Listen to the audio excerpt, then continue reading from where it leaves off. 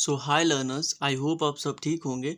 और ये हमारा बहुत ही ऑसम एंड ब्यूटीफुल सा प्लेटफॉर्म बायोलॉजी केक वॉक। तो जैसा कि क्या है, मैं अपने चैनल पर आपके लिए जो बोर्ड्स के स्टूडेंट हैं, क्लास 12th बोर्ड सीबीएसई की मैं बात कर रहा हूँ। आपका 19 मार्च को एग्ज़ाम है बायोलॉजी का। तो उसके लिए क्या मैं आपके लिए बहुत ही इंपॉर्टेंट और क्या कहूँ, सबसे इम्पॉर्टेंट, अगर आपको क्वेश्चंस पे किसी को प्रायोरिटी देना ही है तो आप दें पीवाईक्यूज़ को, प्रीवियस ईयर क्वेश्चंस। तो वही जो पीवाईक्यूज़ हैं वो मैं अपने चैनल पर आपके कंप्लीट करवा रहा हूँ।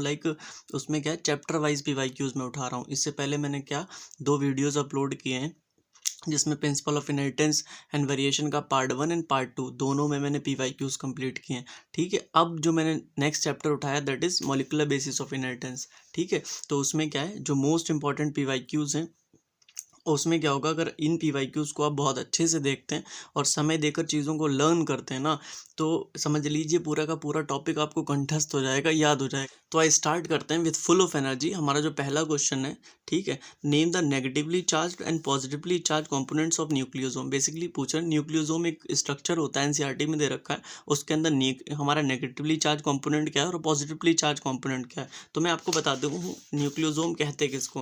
बेसिकली कुछ नहीं होता, हमें पता है कि हमारा जो, लेट्स से अगर हमारे पास इस तरीके से कोई सेल है, सेल के अंदर इस तरीके से न्यूक्लियस होगा, तो न्यूक्लियस का जो डायमीटर होता है वो होता है 1 माइक्रोमीटर का, या फिर 10⁻⁻⁶ मीटर का। जबकि हमारा जो यूकैरियोटिक डीएनए होता है, ठीक है, वो 2.2 मीटर का होता है। कितना होता है, और हमें पता है हमारा डीएनए कहाँ, न्यूक्लियस के अंदर रखा। न्यूक्लियस 1 माइक्रोमीटर का, जबकि डीएनए 2 मीटर का। तो आप देख सकते हैं डीएनए कितना बड़ा और ये स्पेस कितना छोटा है न्यूक्लियस का।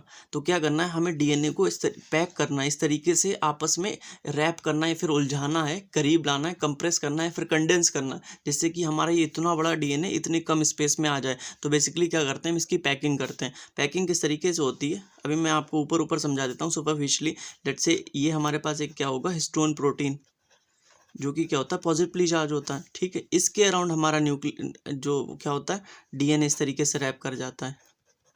डीएनए क्या होता है, नेगेटिवली चार्ज होता है। तो पॉजिटिव के अराउंड जब नेगेटिव रैप होगा तो जाहिर सी बात है पॉजिटिव नेगेटिव एक दूसरे को अट्रैक्ट करते हैं, स्ट्रक्चर क्या होगा, स्टेबल फॉर्म होगा। तो इसलिए हमारा क्या होता है, इस न्यूक्लियोसोम के अंदर नेगेटिवली चार्ज हमारा क्या होता है, डीएनए होता है, जबकि पॉजिटिवली चार्ज जो हमारा कंपोनेंट होता है वो हिस्टोन होता है, प्रोटीन। ठीक है, तो अपोजिट चार्जेस होने का ये फायदा रहता है कि स्ट्रक्चर जो होता है आपस में एक दूसरे को बहुत टाइटली बाउंड कर लेते हैं, बाइंड कर लेते हैं। ठीक है, तो आइए अब हम देख लेते हैं हमारा second question, that is name the enzyme that transcribe hnRNA in eukaryotes. तो बेसिकली यहाँ पर ट्रांसक्रिप्शन की बात हो रही और यहाँ पर हमसे पूछ रहे हैं एंजाइम कौन सा यहाँ पर यूज़ होगा, और यूकैरियोट्स की बात हो रही। तो यहाँ पर कुछ नहीं, आरएनए पॉलीमरेज ही इस्तेमाल होता है, क्योंकि हमें मालूम है ट्रांसक्रिप्शन किसके द्वारा कराई जाती है, वो आरएनए पॉलीमरेज द्वारा ही कराई जाती है। लेकिन आरएनए पॉलीमरेज के भी कई टाइप्स होते हैं। तो मैं आपको यहाँ पर कुछ चीज़ें बताने वाला हूँ, क्योंकि बोर्ड्स में इसके अराउंड क्वेश्चंस पूछते रहते हैं। ठीक है, मैं चाहता इसे स्किप कर देता, नहीं, लेकिन क्या है, इससे बहुत संभावना रहती है कुछ ना कुछ पूछने की। हर साल नीट में भी इससे क्वेश्चन कई बार पूछ चुके हैं। तो टाइप ऑफ आरएनए पॉलीमरेज जब आपसे पूछे, क्योंकि यहाँ पर बेसिकली ट्रांसक्रिप्शन की बात होती होगी। अगर प्रोकैरियोट्स की बात करता है तो क्या करना है, mRNA, tRNA, rRNA, ribosomal RNA भी उसके जो टाइप्स आते हैं सारे के सारे कौन सिंथेसाइज कराएगा, सिर्फ और सिर्फ आरएनए पॉलीमरेज। इसमें फर्स्ट सेकंड थर्ड कुछ नहीं होता।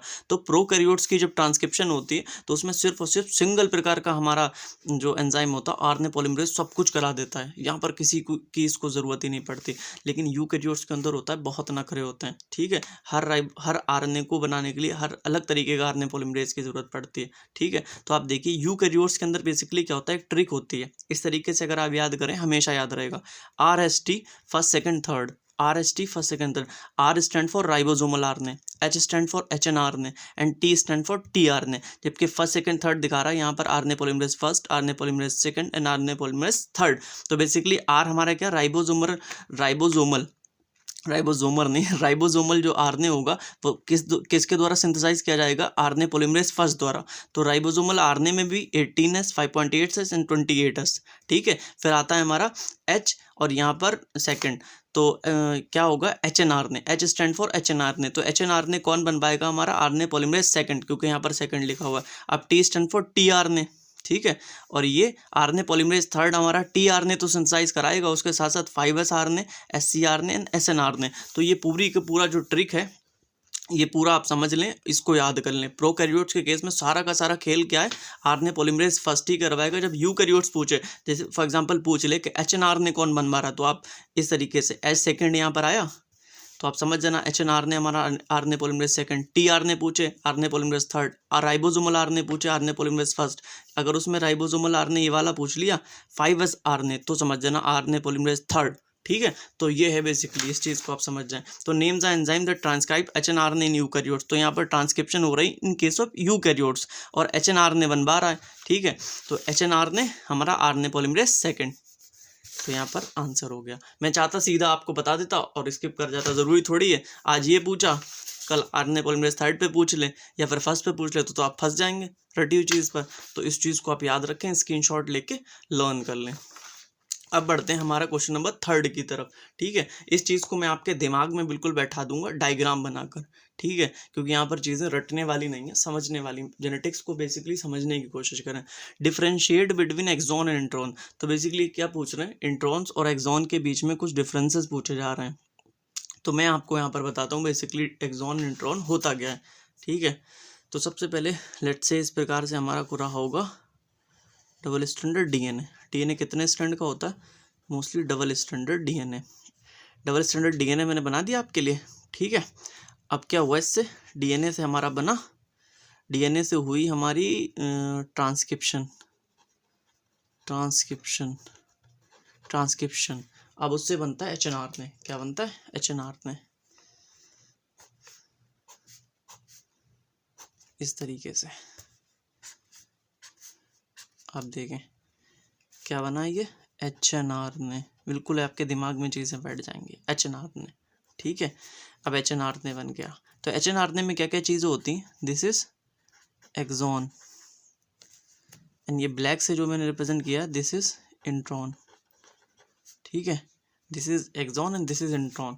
तो होता क्या है, जब हमारे पास एचएनआरएनए आ जाता है, उसके दो कंपोनेंट होते हैं, एक एक्सॉन होता है, दूसरा इंट्रॉन होता है। लेकिन बेसिकली एक खेल होता है यहाँ पर कि जो हमारा एक्सॉन होते हैं वो कोडिंग पार्ट होता है, कोडिंग पार्ट, या फिर उसके पास हमारी जेनेटिक इन्फॉर्मेशन होती है, जो कि हमें क्या डीएनए से हमारे पास जो एचएनआरएनए में जेनेटिक इन्फॉर्मेशन आई वो हमें प्रोटीन बनाने के लिए, फिर पॉलीपेप्टाइड चेन बनाने के लिए, जो कि आगे हेल्प करेगा हमारा ट्रेट एक्सप्रेशन में, उसके लिए यूज़ होगी। तो कोडिंग पार्ट के पास क्या होगी, जेनेटिक इन्फॉर्मेशन, तो ये आगे जाना ज़रूरी है। लेकिन इंट्रॉन के पास क्या होती है, नॉन कोडिंग पार्ट होता है। नॉन कोडिंग पार्ट कह दो या फिर सीक्वेंसेस कह दो, आप इस तरीके से अगर आप कहते हैं नॉन कोडिंग पार्ट कह दो या फिर सीक्वेंसेस कह दो। ठीक है, तो बेसिकली अब हम क्या करेंगे, यहाँ पर कर देंगे पोस्ट ट्रांसक्रिप्शनल मॉडिफिकेशन। ठीक है, पोस्ट ट्रांसक्रिप्शनल मॉडिफिकेशन, क्योंकि यहाँ पर ट्रांसक्रिप्शन हो चुकी है। पोस्ट का मतलब होता है बाद में, ट्रांसक्रिप्शन के बाद में जो मॉडिफिकेशन हो रही that is called post transcriptional modification. ठीक है, तो एक्सॉन हमारा कोडिंग पार्ट है, इसके पास जेनेटिक इन्फॉर्मेशन है तो हमें आगे भेजना है, लेकिन इंट्रॉन के पास नॉन कोडिंग सीक्वेंस है, इसकी जरूरत ही नहीं। तो हमने पोस्ट ट्रांसक्रिप्शनल मॉडिफिकेशन में क्या कर दिया, यहाँ पर रिमूवल ऑफ इंट्रॉन। तो बेसिकली कुछ नहीं होता यहाँ पर, बहुत सिंपल सी चीज़। अभी मैं फिर से समराइज कर दूंगा, सिर्फ और सिर्फ हमारे क्या आ गए, यहाँ पर एक्सॉन आ गए, और ये हमारा बन गया एमआरएनए। तो एमआरएनए के अंदर सिर्फ और सिर्फ एक्सॉन्स होते हैं। सबसे पहला हमारा डीएनए था, डीएनए की ट्रांसक्रिप्शन से क्या बना, एचएनआरएनए। ठीक है, एचएनआरएनए के पास दो कंपोनेंट थे, एक्सॉन एंड इंट्रॉन। एक्सॉन था कोडिंग पार्ट एंड इंट्रॉन था नॉन कोडिंग सीक्वेंसेस। इसके पास कोई जेनेटिक इन्फॉर्मेशन थी नहीं इंपॉर्टेंट, तो इसकी कर दी पोस्ट ट्रांसक्रिप्शनल मॉडिफिकेशन। पोस्ट का मतलब बाद में, ट्रांसक्रिप्शन के बाद में जो हमने मॉडिफिकेशन करी है उसे कहते हैं पीटीएम या फिर पोस्ट ट्रांसक्रिप्शनल मॉडिफिकेशन। इसमें हम क्या करते हैं, रिमूवल ऑफ इंट्रॉन्स, क्योंकि इसके पास कोई ऐसी इंपॉर्टेंट सीक्वेंसेस नहीं थे, तो सिर्फ और सिर्फ हमारे एक्सॉन्स रह गए और एमआरएनए फॉर्म हो गया। तो अब मैं आपको बता दूं इंट्रॉन और एक्सॉन के बीच में डिफरेंसेस जो लिखे हैं बिल्कुल क्लियरली आपको समझ में आ जाएगा। Exons are the segment in gene which contain coding nucleotide sequence. तो मैं आपको कह रहा था जो एक्सॉन्स होते हैं ना कंपोनेंट ऑफ एचएनआरएनए, वो कोडिंग सीक्वेंसेस होते हैं या फिर कोडिंग पार्ट होता है। The sequence are ultimately translated into polypeptide, क्योंकि आगे जब हम पॉलीपेप्टाइड चेन की सिंथेसिस करते हैं तो ये सीक्वेंसेस आगे जाते हैं, जेनेटिक इन्फॉर्मेशन को आगे कैरी करते हैं। ठीक है, 10 एक्सॉन कैरी जेनेटिक इन्फॉर्मेशन। ठीक है, अब हमारा आता है introns are segment in genes which contain non coding nucleotide sequences. ये ऐसे सीक्वेंसेस होते हैं, फिर ऐसा सेगमेंट होता है जिसके पास क्या होती है, हमारी जेनेटिक इन्फॉर्मेशन नहीं होती है आगे बढ़ाने के लिए, या फिर ये नॉन कोडिंग रीजन कहलाता है इंट्रॉन। तो 10 these do not form part of mRNA, क्योंकि mRNA के अंदर नहीं पहुंचते हैं। Remove during processing of hnRNA, processing का मतलब क्या होता है यहाँ पर, पोस्ट ट्रांसक्रिप्शनल मॉडिफिकेशन। तो आगे हमारे सिर्फ और सिर्फ एक्सॉन्स जाते हैं, जबकि इंट्रॉन्स रुक जाते हैं, वहीं पर रिमूव कर दिए जाते हैं। तो बेसिकली सिर्फ और सिर्फ यही अंतर होते हैं हमारे एक्सॉन इंट्रॉन, ये कोडिंग होते हैं तो इसलिए आगे जाते हैं, इंट्रॉन्स हमारे आगे नहीं जा पाते क्योंकि ये नॉन कोडिंग सीक्वेंसेस होते हैं। तो आई होप इन दोनों के बीच में आपको अंतर बहुत अच्छे से समझ में आ गया होगा। अब मैं आपको बताता हूँ नेम द एंजाइम, जो हमारा क्वेश्चन नंबर 4 है। Name the enzyme that joins the small fragment of DNA of A lagging strand during DNA replication. तो बेसिकली यहाँ पर कह रहे हैं हमारे जो छोटे छोटे फ्रेगमेंट हैं उन्हें जोड़ने के लिए हम कौन से एंजाइम का इस्तेमाल करते हैं, दैट इज डीएनए लाइगेज। इसको हम मॉलिक्यूलर ग्लू भी कहते हैं। कि मॉलिक्यूलर ग्लू क्यों कहते हैं, ये 2 न्यूक्लियोटाइड्स को जोड़ता है। बेसिकली होता क्या है, हमारे पास अगर कोई डीएनए है इस प्रकार से, तो डीएनए किससे मिलकर बना होता है, ये फ्रेगमेंट है, इधर से ये फ्रेगमेंट है, ठीक है, 2 फ्रेगमेंट्स हैं, ये किससे मिलकर बनते हैं, डीएनए का कोई भी टुकड़ा हो या फिर फ्रेगमेंट हो वो न्यूक्लियोटाइड से मिलकर बनेगा ना। तो इन न्यूक्लियोटाइड्स को जोड़ने का काम करता है हमारा कौन, मॉलिक्यूलर ग्लू या फिर डीएनए लाइगेज। जब हमारा डीएनए लाइगेज क्या है, 2 न्यूक्लियोटाइड्स को जोड़ रहा है इस प्रकार से, तो दोनों के दोनों फ्रेगमेंट भी तो उसने जोड़ दिए। तो हमारा डीएनए लाइगेज का काम क्या होता है, डीएनए के फ्रेगमेंट्स को जोड़ना है फिर न्यूक्लियोटाइड्स को जोड़ना। इसलिए यहाँ पर हमारा आंसर है डीएनए लाइगेज। अब मैं आपको लेकर चलता हूँ क्वेश्चन नंबर 5 की तरफ। आई होप आपको चीज़ें बहुत अच्छे से समझ में आती होंगी, रटने की कोशिश नहीं करना आपको, ये क्वेश्चन भी इंपॉर्टेंट है, ठीक है। Right the name of initiation codon and termination codon, 2 codon का नाम पूछा हुआ है, ठीक है। इनिशिएशन कोडोन हमारा AUG होता है, जो कि मिथनिन हमारा जो अमीनो एसिड होता है उसके लिए कोड करता है, मैंने बता दिया एडिशनली। ये 2 चीज़ें आप याद रखें, ठीक है। टर्मिनेशन कोडोन में आता है, मैं आपको ट्रिक बता दूं, जैसे मैंने याद किया था उआ उग उगा, क्या उआ उग उगा, फिर से बता दूं उआ उग उगा, इस तरीके से याद करेंगे। टर्मिनेशन कोडोन हमेशा आपको याद रहेंगे। ये 2 कोडोन आप याद रखें। इनिशिएशन में AUG आता है, जो कि मिथनिन को कोड करता है, मिथनिन भी कई बार पूछ लेते हैं। टर्मिनेशन कोडोन उआ उग उगा, ठीक है। 2017 का ये हमारा क्वेश्चन है, सारे के सारे प्रीवियस ईयर क्वेश्चन ही हैं और ये बहुत ही इंपॉर्टेंट रहते हैं। अब हमारा क्वेश्चन नंबर 6 है, name the specific component and the linkage between them that form deoxy guanosine, ठीक है। तो डिऑक्सी गुआनोसिन की ये बात कर रहे हैं, कह रहे हैं इसके जो कंपोनेंट्स हैं उनका नाम बताइए, और इन जो कंपोनेंट्स हैं वो किस तरह से जुड़े हुए हैं, लिंकेज का नाम पूछा है बेसिकली, ठीक है। तो मैं आपको कुछ बेसिक्स बनाता हूँ यहाँ पर, ऐसे डायरेक्ट अच्छा नहीं लगता चीज़ों को समझाते हुए। लेट्स से हमारे पास कोई क्या है, अगर इस प्रकार से, अगर ये एक डीएनए का फ्रेगमेंट है, ठीक है, क्या है, डीएनए का फ्रेगमेंट है, हमारा डीएनए का फ्रेगमेंट है इस तरीके से। जैसे डीएनए डबल स्टैंडर्ड होता है, मैं आपको बताने की कोशिश कर रहा हूँ। तो डीएनए का जो हमारा एक यूनिट होती है, सबसे छोटी फंडामेंटल यूनिट होती है, क्या होती है, न्यूक्लियोटाइड।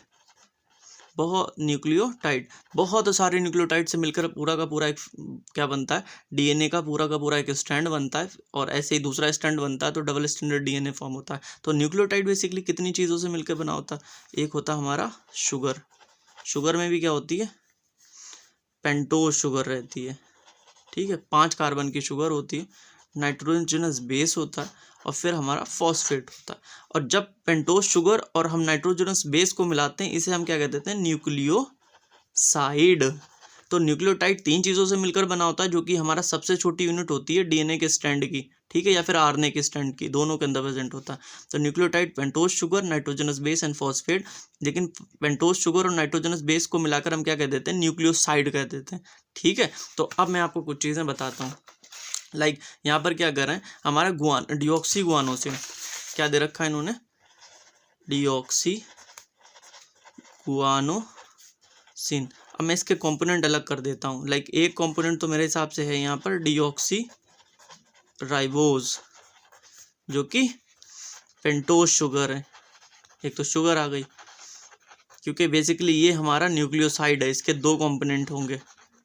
तो डिऑक्सी गुआनोसिन हमारा क्या, न्यूक्लियोसाइड है, इसका एक तो पेंटोज शुगर आने वाली है, दूसरा हमारा नाइट्रोजनस बेस आने वाला। नाइट्रोजनस बेस में क्या आएगा हमारा, यहाँ पर गुआनिन, क्यों गुआनोसिन है ना यहाँ पर, ठीक है। 2 कंपोनेंट ये बेसिकली यहाँ पर दे रखे हैं, देखिए नाइट्रोजनस बेस के अंदर ग्वानिन आ गया और पेंटोज शुगर के अंदर हमारा डिऑक्सीराइबोज आ गया। अब लिंक्ड बाई ग्लाइकोसिडिक लिंकेज, तो मैं आपको कुछ ऐसी ऊपर से समझा देता हूँ। लेट्स से हमारा ये पेंटोज शुगर है 5 कार्बन की, 1 2 3 4 5, तो इस तरीके से कोई स्ट्रक्चर होता है। तो ऐसे यहाँ पर जाकर ऐसे हमारा ग्वानिन जुड़ा होगा, तो इसे हम क्या कहते होंगे, इस लिंकेज को हम ग्लाइकोसिडिक लिंकेज कहते होंगे। मैंने ऐसे ही ऊपर से आपको समझाया ताकि आप चीज़ों को रिलेट कर सकें, ठीक है। जबकि मैं चाहता हूँ ऊपर से इस चीज़ को बता देता, मतलब ऐसी सुपरफिशियली यहाँ से पढ़कर बता देता, लेकिन क्या है, जब चीज़ों को दिमाग में बैठा लेंगे तभी आपको अच्छे से समझ में आएगा। तो यहाँ पर क्या डिऑक्सीगुआनोसिन को आप तोड़ सकते हैं। एक तो डिऑक्सीराइबोज शुगर प्रेजेंट है इसके अंदर which is a pentose sugar, और दूसरा हमारा नाइट्रोजनस बेस क्या प्रेजेंट है, गुआनिन प्रेजेंट है, लिंक्ड बाई ग्लाइकोसिडिक लिंकेज। तो हमारा नाइट्रोजनस बेस और शुगर किससे जुड़ती है, ग्लाइकोसिडिक लिंकेज से जुड़ती है। अब हम बढ़ते हैं क्वेश्चन नंबर 7 की।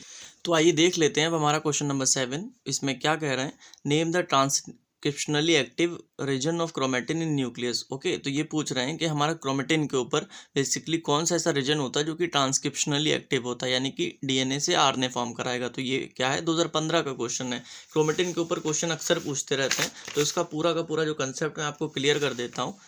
देखिए सबसे पहले क्या होता है, हमारा इस प्रकार से एक थ्रेड प्रेजेंट होता है। क्या, थ्रेड धागा। तो डीएनए को कुछ नहीं, आप सिर्फ और सिर्फ एक थ्रेड माने। क्या माने, थ्रेड माने।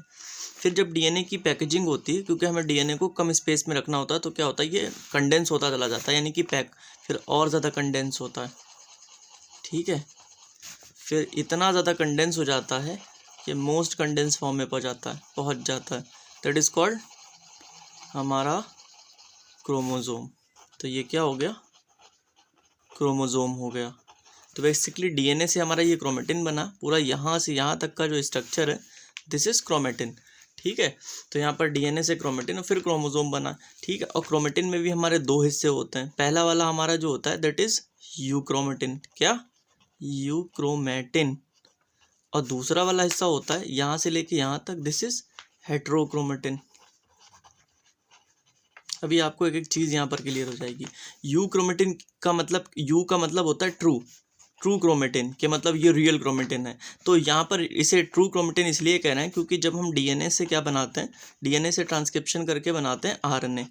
तो जब हम आरएनए बनाते हैं तो हमें डीएनए खोलना पड़ता है। बेसिकली यहाँ पर आप देख सकते हैं जो यूक्रोमेटिन जो वाला, ये वाला जो डीएनए है यूक्रोमेटिन वाला, तो यहाँ पर ये लेस कंडेंस है या फिर कम इकट्ठा है, तो ईजिली ये वाला हिस्सा यूक्रोमेटिन वाला खुल जाता है और इससे डीएनए का आरएनए बन जाता है।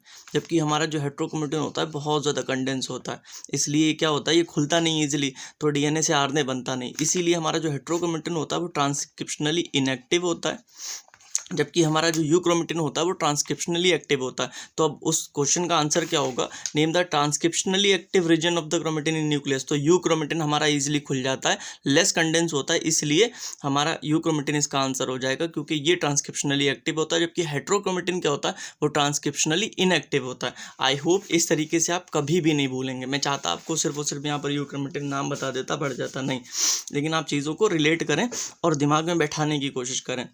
So now we are heading towards question number 8. तो give an example of codon having dual function. ऐसे कोडोन का हमें नाम बताना है जिसके दो फंक्शंस होते हैं। तो बेसिकली AUG दे रखा है हमारा, AUG codon has dual function. तो जो हमारा AUG कोडोन होता है उसके दो फंक्शन होते हैं। इड कह रहा हूँ, इट कोड फॉर मिथनिन। तो ये मिथनिन के लिए कोड करता है। मिथनिन क्या, बेसिकली एक तरह का अमाइनो एसिड होता है, and also act as a initiation codon for polypeptide chain. जब हमारा पॉलीपेप्टाइड सिंथेसिस होती है तो हमारा ये इनिशिएशन सबसे पहला कोडॉन की तरह भी काम करता है। इसी प्रकार से हमारे टर्मिनेशन कोडॉन होते हैं, जैसे क्वेश्चन नंबर 5 में मैंने आपको बताया था, इनिशिएशन कोडॉन हमारा AUG होता है, जबकि टर्मिनेशन कोडॉन ये होते हैं उआ, ऊग एंड उगा, ठीक है। तो ये चीज़ें आप याद रखें, कुछ चीज़ें याद करने वाली होती हैं। सो अब हमारा जो नेक्स्ट सेक्शन है that is short and long answer type questions. मैंने दोनों को मिक्स करके इस सेक्शन में ले लिया, ठीक है। तो अब हम देखते हैं हमारे जैसे कि 8 क्वेश्चन पूरे कवर हो गए हैं। 9th क्वेश्चन हमारा क्या है, बेसिकली एक कंपेरिजन की तरह है कि डीएनए और आरएनए के अंदर हमें कंपेरिजन करना है कि कौन हमारा बेटर जेनेटिक मटेरियल है। तो बेसिकली 2013 का क्वेश्चन है, 2 मार्क्स में पूछा गया, why is DNA is better genetic material when compare to RNA. तो अब ये कह रहे हैं कि नेचर ने डीएनए को ही क्यों चुना। लाइक आरएनए भी एक प्रकार का न्यूक्लिक एसिड होता है और डीएनए भी एक प्रकार का न्यूक्लिक एसिड होता है, तो आरएनए को भी तो जेनेटिक मटेरियल चुन सकता था नेचर, तो डीएनए को ही क्यों चुना। तो अब हम आपको ये रीज़न देते हैं, 4-5 रीज़न यहाँ पर एनसीईआरटी में दे रखे हैं, हूबहू आपको इसी तरीके से लिखना है, ईजिली आपके मार्क्स आ जाएंगे, ठीक है। तो डीएनए हमारा बेसिकली क्या होता है, डबल स्टैंडर्ड होता है। DNA two strands being complementary if separated by heating come together when appropriate conditions are provided. तो मैं आपको एक चीज़ बताता हूँ, देखिए बेसिकली होता क्या है, इस प्रकार से हमारा क्या होता है, डीएनए प्रेजेंट होता है। This is double stand 5 prime से 3 प्राइम और 3 प्राइम से 5 प्राइम, एंटी पैरेलल पोलैरिटी। और यहाँ पर क्या होता है, हमारे हाइड्रोजन बॉन्ड्स प्रेजेंट होते हैं। क्या प्रेजेंट होते हैं, हाइड्रोजन बॉन्ड प्रेजेंट होते हैं। ठीक है, जब हम इसको क्या देते हैं, हाई टेम्परेचर देते हैं, हाई टेम्परेचर देते हैं तो हमारा क्या करता है, ये स्ट्रक्चर डीनेचर हो जाता है इस प्रकार से कि मतलब इसके बीच के जो वो होते हैं ना हाइड्रोजन बॉन्ड्स, वो ब्रेक हो जाते हैं, हाइड्रोजन बॉन्ड्स ब्रेक हो जाते हैं। तो हमारा स्ट्रक्चर क्या हुआ, डीनेचर हो गया। एक्चुअल फॉर्म तो ये होना चाहिए थी ना, स्टेबल फॉर्म। बट क्या होता है एक्चुअली, जब हमारा टेम्परेचर और क्या होता है, जब टेम्परेचर हमारा हल्का सा नीचे आता है, फिर उसे ऑप्टिमम टेम्परेचर मिलता है, फिर से जिस स्टेट में हमारा डीएनए था वैसे ही बन जाता है, 5 प्राइम से 3 प्राइम और 3 प्राइम से 5 प्राइम। और जो हाइड्रोजन बॉन्ड्स होते हैं वो ऑटोमेटिकली खुद ब खुद बन जाते हैं। इसलिए हमारा जो डबल स्टैंडर्ड डीएनए है वो बहुत ज़्यादा मतलब क्या है, स्टेबल है। समझ रहे हैं आप। तो एक ये इसका प्लस पॉइंट हो गया डीएनए का जेनेटिक मटेरियल होने का। तो यहाँ पे लिख रखा है ना, DNA two strands being complementary. ठीक है, कॉम्प्लीमेंट्री का मतलब क्या है, 5 प्राइम से 3 प्राइम एक स्ट्रैंड है तो उसी का कॉम्प्लीमेंट्री 3 प्राइम से 5 प्राइम होगा। ठीक है, सेपरेटेड बाई हीटिंग, अगर उन्हें हम हीट देकर दोनों को सेपरेट करते हैं, come together when appropriate conditions are provided, यानी कि जब टेम्परेचर गिरता होगा दोनों के दोनों क्या होंगे, हमारे स्ट्रैंड वापस उसी कंडीशन में आ जाते हैं। अब जो नेक्स्ट हमारा रीजन है, 2 prime OH present at every nucleotide in RNA is a reactive group and makes RNA liable to degradation। तो अब मैं आपको एक चीज़ समझाता हूँ। बेसिकली हमारा जो डीएनए होता है, मैंने आपको बताया था, डीएनए या फिर आरएनए जो होता है वो छोटे छोटे यूनिट से मिलकर बना होता है, जिनको हम कहते हैं न्यूक्लियोटाइड्स। न्यूक्लियोटाइड्स के भी 3 कॉम्पोनेंट होते हैं।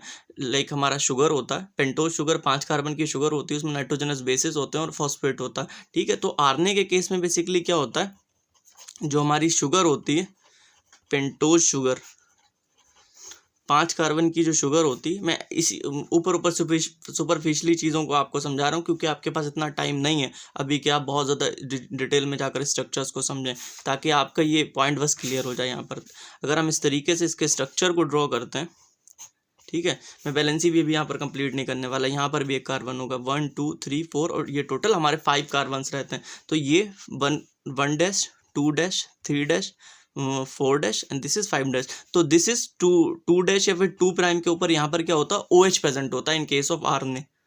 समझ रहे हो आप। तो ये क्या हमारी राइबोज शुगर का मैंने स्ट्रक्चर बनाया है, राइबोज शुगर। तो आप देख सकते हैं यहाँ पर 2 डैश पर क्या प्रेजेंट है, यहाँ पर OH प्रेजेंट है, जो कि बहुत ज़्यादा रिएक्टिव होता है। इसीलिए एनसीईआरटी कहती है labile to degradation. I hope आपको क्लियर दिखता होगा, वो थोड़ा सा उस साइड पे लिखा है तो ये प्रॉब्लम हो गई।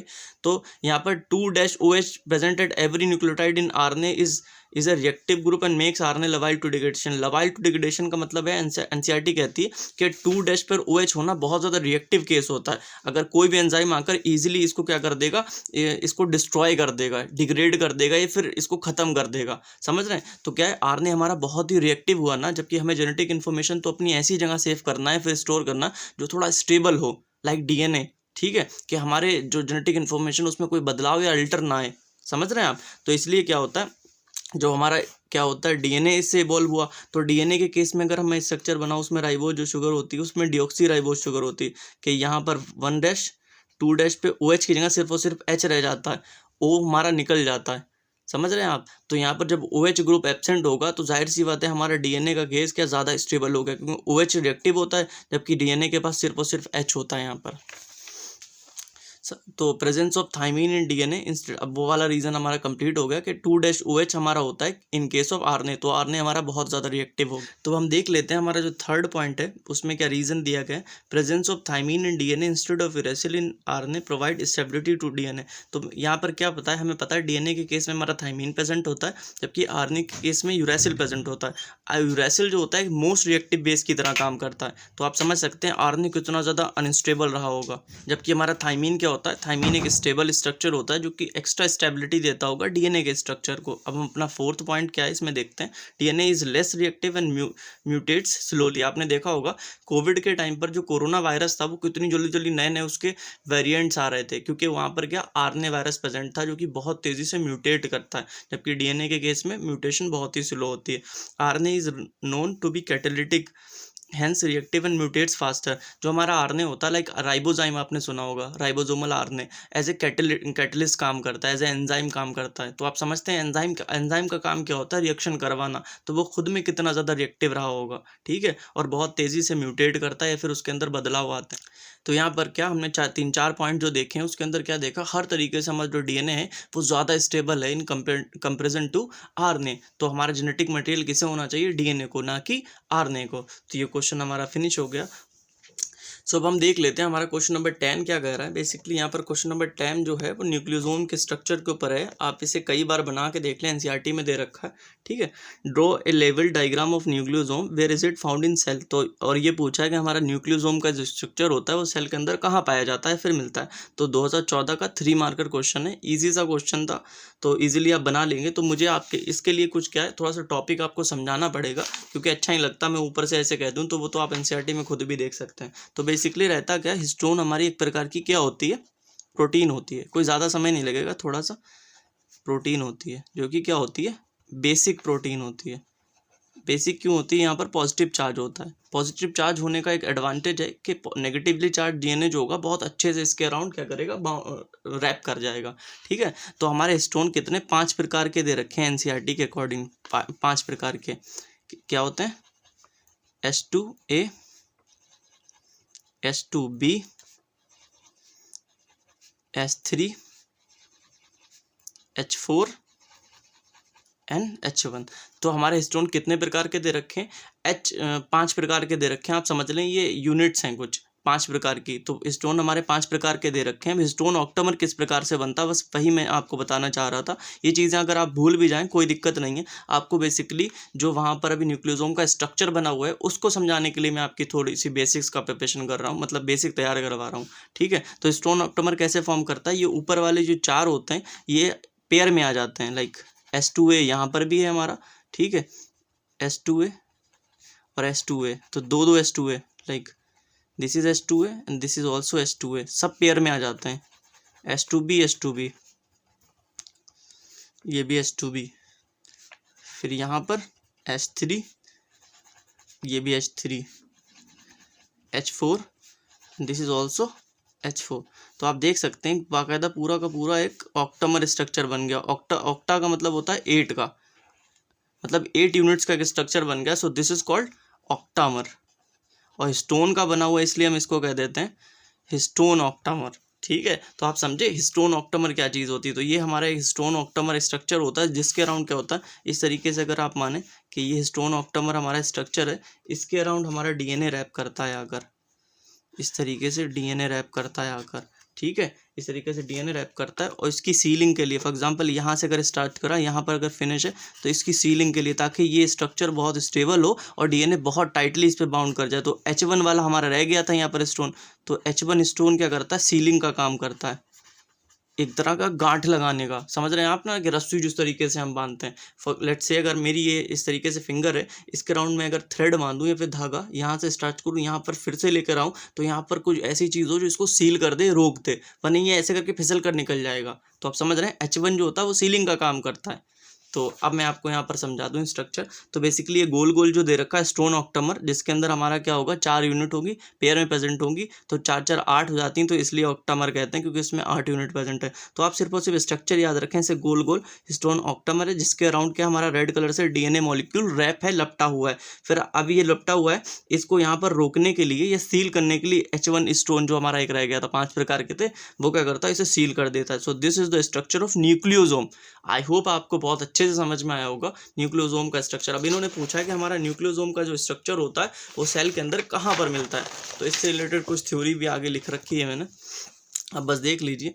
Negatively charge DNA is wrapped around positively charge histone octamer. हमें पता है कि हमारा जो नेगेटिवली चार्ज डीएनए होता है वो पॉजिटिवली चार्ज हिस्टोन ऑक्टामर के अराउंड रैप कर जाता है टू फॉर्म न्यूक्लियोसोम, एक स्ट्रक्चर फॉर्म करने के लिए nucleosome are found in nucleus of cell. तो बेसिकली हिस्टोन ऑक्टामर क्या, नहीं सॉरी, न्यूक्लियोसोम क्या होता है, एक प्रकार का स्ट्रक्चर होता है। जब हम पैकेजिंग ऑफ डीएनए करते हैं तब वहाँ पर न्यूक्लियोसोम फॉर्म होता है। तो हमारा जो डीएनए होता है वो कहाँ मिलता है, न्यूक्लियस के अंदर मिलता है। तो जाहिर सी बात है हमारा जो न्यूक्लियोसोम होगा वो भी न्यूक्लियस के अंदर ही मिलेगा। तो they constitute repeating unit of A structure in nucleus chromatin. तो बहुत सारे हमारे इस प्रकार के जो न्यूक्लियोसोम होते हैं मिलकर क्रोमेटिन बनाते हैं, क्योंकि क्रोमेटिन होता है कंडेंस फॉर्म ऑफ डीएनए। ठीक है, जब हम पैकेजिंग करते हैं तो न्यूक्लियोसोम बनाते जाते हैं, तो पूरा का पूरा क्रोमेटिन तैयार हो जाता है। सो आई होप आपको क्वेश्चन नंबर 10 बहुत अच्छे से क्लियर